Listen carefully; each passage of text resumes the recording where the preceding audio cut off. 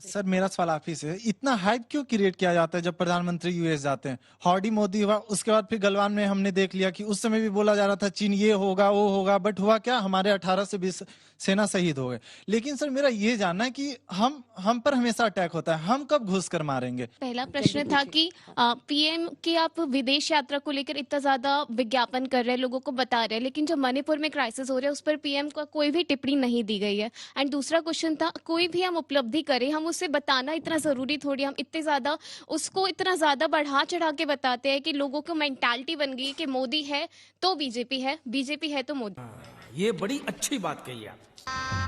गजब बेइज्जती है। और अभी तो रुको, क्लाइमैक्स अभी बाकी है। देखिए, पहली बात हम ये कहना चाहते हैं, हमने कोई प्रचार नहीं किया है।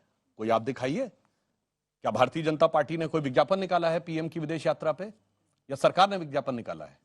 बस अंतर यह है कि एक वो थे जो जाते थे तो न यहां बोल सुनाई पड़ता था न वहां बोल सुनाई पड़ता है, और एक हमारे प्रधानमंत्री हैं, जब जाते हैं तो यहां से भी बोलते हैं और वहां से भी बोलते हैं। जनता सुनना चाहती है, अप्रवासी भारतीय भी सुनना चाहता है और निवासी भारतीय भी सुनना चाहता है। ये दोनों में अंतर है। एक बात और कह दूं, जो गलवान की बात कही, तो मैं ये बात कहना चाहता हूं, उन्होंने बहुत अच्छा सवाल पूछा कि ये बताइए, हैंड टू हैंड फाइट में 20 लोग मारे गए हैं और चाइना ने कहा एक भी घायल नहीं हुआ।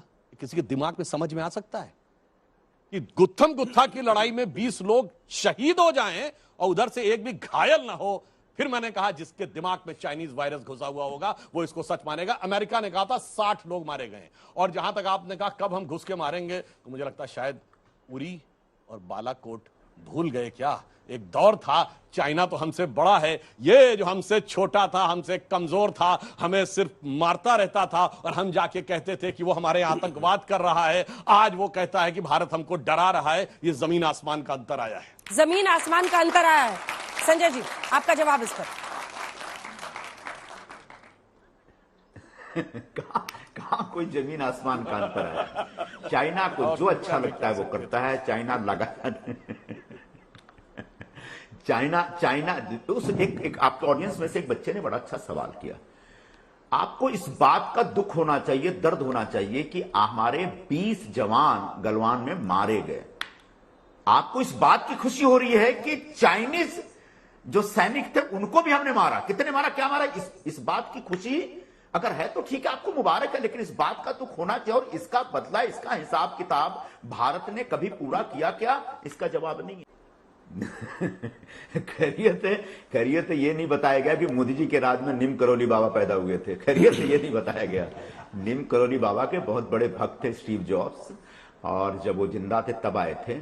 और उसके बाद जब जकरबर्ग जब संकट में थे तो उनको भी स्टीव जॉब्स ने ही आइडिया दिया था कि तुम वहां जाओ और कैंची धाम में जाके बाबा के दरबार में बैठो। तब तक नीम करोली बाबा नहीं रहे थे।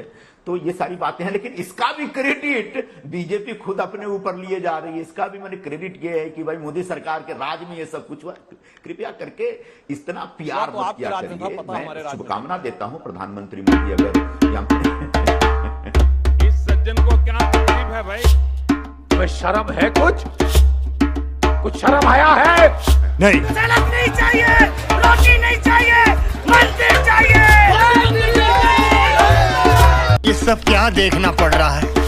अच्छा है मैं अंधा हूँ। दोस्तों, ऐसे ही वीडियो देखने के लिए हमारे साथ जुड़े रहे सिर्फ देसी न्यूज़ पर।